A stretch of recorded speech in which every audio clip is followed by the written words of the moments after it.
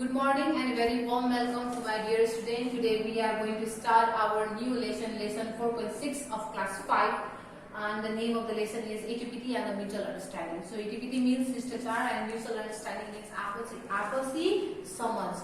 So here are some word meaning related to this lesson. I hope you will copy this in your copy. So the word meaning are curiosity. Curiosity means jigyasa.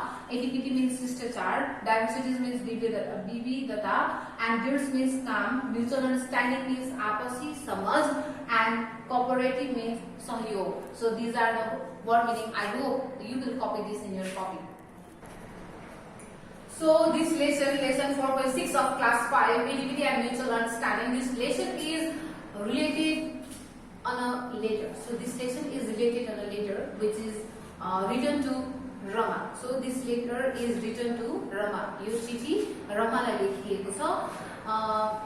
So now I am going to explain this paragraph. Now I am going to explain this letter. I hope you will listen to me very carefully. So dear Rama, I am very happy to read your mail. Dear Rama, I am very happy to read your mail. तिम्रो चिठी अथवा तिम्रो मेल पढ्न पाउँदा मलाई असाध्यै खुसी लागेको छ. I am very glad. I am very happy to read your mail. I knew your curiosity about ATPT and the mutual understanding. मलाई राम्रोसँग थाहा छ. I know very well about your curiosity. तिम्रो जिज्ञासाको बारेमा मलाई एकदमै राम्रोसँग थाहा छ. Dear Rama, I am very happy, I am very glad to read your mail. And I know very well, I knew very well about your curiosity about the ATPT and the mutual understanding. शिष्टाचार र आपसी समाजको बारेमा जुन तिम्रो curiosity छ, जुन जिज्ञासा छ, त्यसको बारेमा मलाई एकदमै राम्रोसँग थाहा छ. I knew it very well about your curiosity about the ATPT and the mutual understanding. I am trying to make you clear what I know about them. र आज म यो मेलको थ्रुबाट, आज म यो चिठीको मार्फतबाट तिमीलाई ATPT र म्युचुअल अन्डरस्ट्यान्डिङको बारेमा मैले जति बुझेको छु, मैले जति जानेको छु, त्यो सबै कुरा तिमीलाई स्पष्ट रूपमा बुझाउन म प्रयास गर्छु. I will try my best. I will try my best to explain you. I will try my best to make you clear about the ATPT and the mutual understanding. I will try my best to make you know. I will try my best to make you know about the ATPT and the mutual understanding. So ATPT means equal and polite behavior toward all the people. So ATPT अथवा शिष्टाचारको अर्थ के हो त? सबैसँग समान्त रूपमा व्यवहार गर्नु, सबैलाई एउटै व्यवहार गर्नु, सबैसँग नम्र अथवा पोलाइट अथवा इक्वल व्यवहार गर्नुलाई नै हामीले ATPT भनेर भन्ने गर्छौं. So ATPT means equal and the polite behaviors toward all the people. सबैसँग एकनासी व्यवहार गर्नुलाई हामीले शिष्टाचार भन्ने गर्छौं अथवा ATPT भनेर भन्ने गर्छौं. You know that people in the community should be treated well in the polite manner. के तिमीलाई थाहा छ? समुदायमा भएका सबै व्यक्तिलाई हामीले बराबर रूपमा ट्रिट गर्नुपर्छ, समान्त रूपले व्यवहार गर्नुपर्छ, एउटै व्यवहार गर्नुपर्छ. Do you know that we have to treat the people well in a polite manner? Do you know that we have to behave politely, or we have to behave equally to the people? The behavior toward the known and the unknown should be equal. आफूले चिनेको तथा नचिनेको दुवैसँग हामीले एउटै अथवा एकनासै व्यवहार गर्नुपर्छ. यो मैले चिनेको मान्छे हो, यससँग चाहिँ मैले राम्रो व्यवहार गर्नुपर्छ. I know him very well. I should treat him good. I don't know him. यसलाई चाहिँ मैले चिनेको छैन, उसँग चाहिँ मैले नराम्रो व्यवहार गर्नुपर्छ अथवा राम्रो व्यवहार गर्नु पर्दैन. There is no need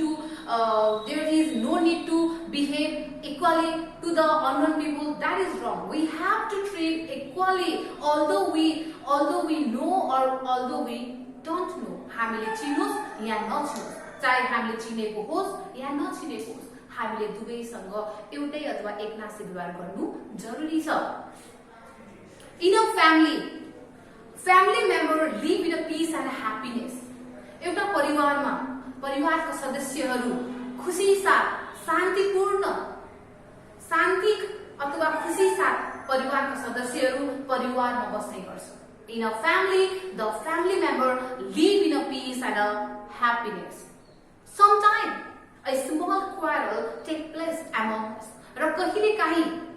कहिलेकाहीँ परिवारका सदस्य बीच झै झगडा हुने गर्छ, सानो मिसअन्डरस्ट्यान्डिङ हुन सक्छ र झगडा हुन सक्छ।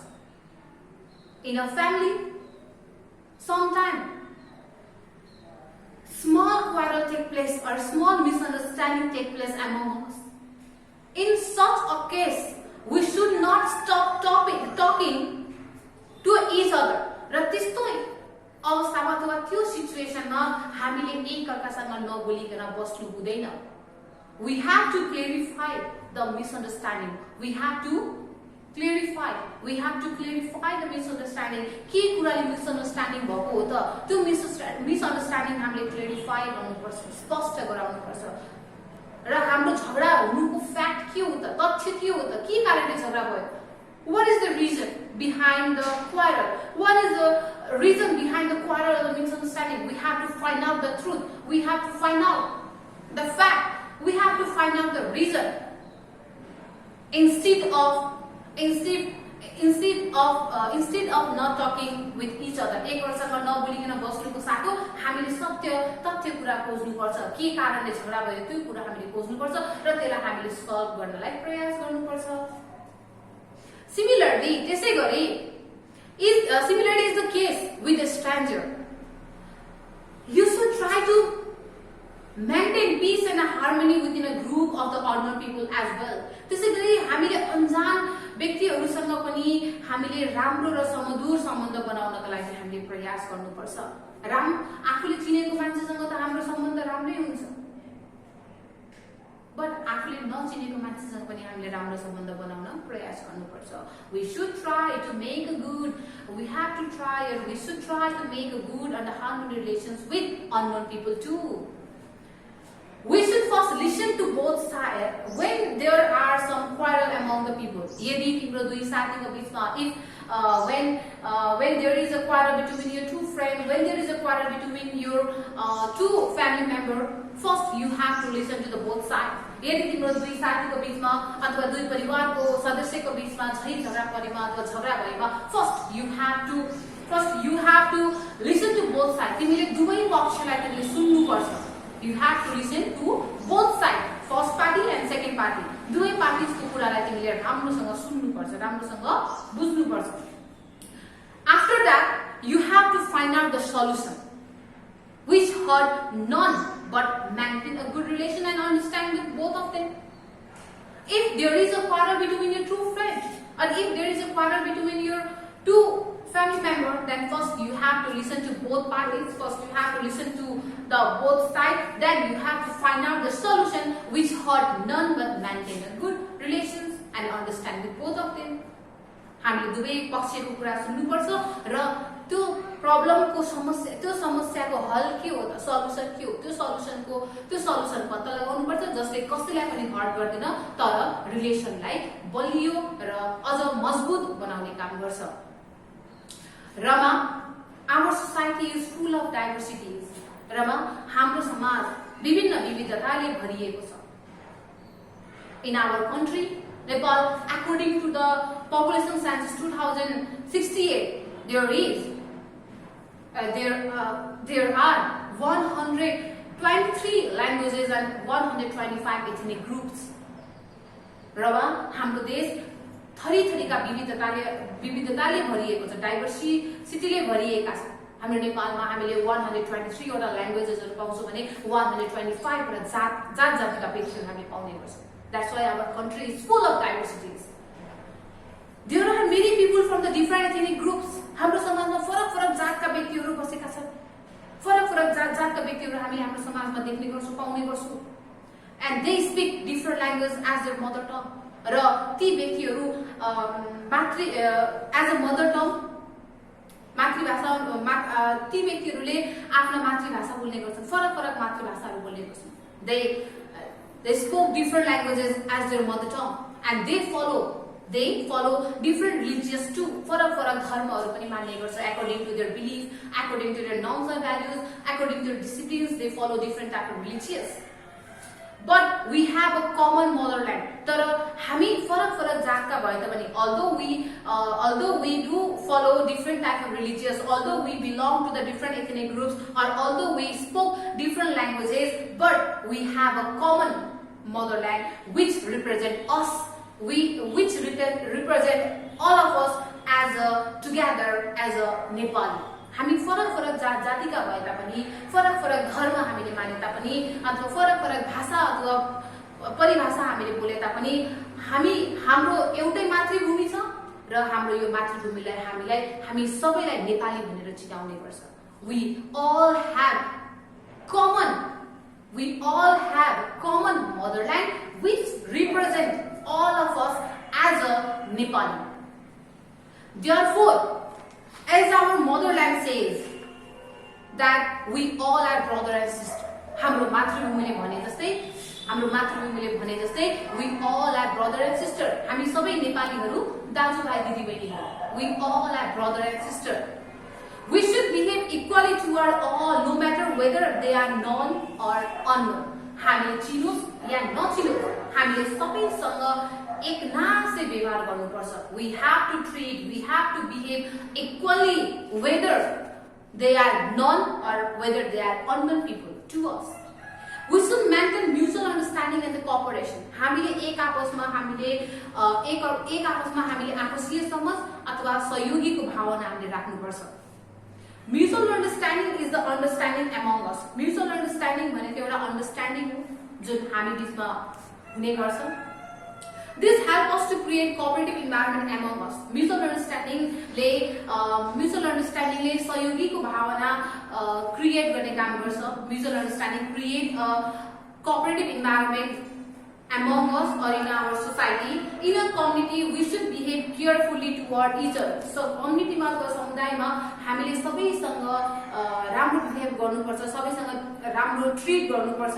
Being careful with one word and one deed is must to avoid many serious accidents. यदि हामीले बोल्ने क्रममा शब्दमा ध्यान दिएमा अथवा केही काम गर्ने बेलामा हामीले आफ्नो काममा ध्यान दिएर गरेमा यस्ता सिरियस घटनाहरू अथवा यस्ता सिरियस इन्सिडेन्टहरू लाइक मिसअन्डरस्ट्यान्डिङ, कन्फ्लिक्ट यस्ता घटनाहरू कम मात्रामा घट्ने गर्छ. So if we control in our word, if we control in our deeds, then the serious incident or the serious accident like misunderstanding, conflict will be minimized. So let's develop the habit of behaving equally toward all and learn to solve the problems ourselves. त्यसैले हामीले अब सबैसँग बराबर अथवा equally behave गर्न सिकौं र आफ्नो समस्या हामी सबैजना मिलेर सल्भ गर्नको लागि सिकौं. So this is the letter which I explained you. I hope you understood about this lesson. I hope you understood this lesson, Etiquette and the Mutual Understanding, lesson 4.6 of class 5. So look here, there are some homework. I have given you 3 true false and 3 question answers for the homework. And the true false question number 1 is mutual understanding can be maintained with etiquette. Mutual understanding and etiquette को मार्फत हामीले बनाउन सक्छौं. So what will be the answer? Write the correct answer in that box and that space. And the question number 2, we have to be careful while behaving toward other. हामीले कसैसँग व्यवहार गर्ने बेलामा हामी सचेत भएर हामीले बिहेभ गर्नुपर्छ, व्यवहार गर्नुपर्छ. So what will be the answer? Write the correct answer in that space. And the question number 3, etiquette means behaving rudely toward others. Etiquette भनेको चाहिँ अरु व्यक्तिसँग चाहिँ रुखको व्यवहार गर्नुलाई चाहिँ हामी etiquette भन्छौं. So what will be the answer? I know you know the answer very well. So write the correct answer in that box. So now come to the question answer. What type of incident may happen if there is no mutual understanding? यदि हामी बिचमा mutual understanding छैन भने कस्तो प्रकारको घटनाहरू घट्न सक्छ? What kind of incident will be occur if there is no mutual understanding? So there will be the misunderstanding or the conflict, the incident that may happen if there is no mutual understanding is misunderstanding and the conflict. So likewise you have to write the correct answer. Now question number 2, what will you do if your friend quarrel with each other? यदि तिम्रो दुईजना साथी झगडा गरिरहेको छ भने तिमीले के गर्छौ? What will you do if your two friend were quarrel? तिम्रो दुईजना साथी झगडा गरिरहेको छ भने what will you do? तिमीले के गर्छौ? You have to right the answer. है यसमा आन्सर लेख्नु छ। दुईवटा साथी झगडा गर्दा तिमीले के गर्छौ? I will listen to the both parties. I will find out the solution. Likewise, you have to explain the situation. Okay, you have to explain all the situation. Now, question number 3. What do you mean by mutual understanding? Mutual understanding भनेको के हो? You have to write the definition of mutual understanding in the question number 3. So, likewise, you have to complete this true, false, and the question answer. I hope you can do this homework or this exercise by yourself at your home. Thank you for your valuable time.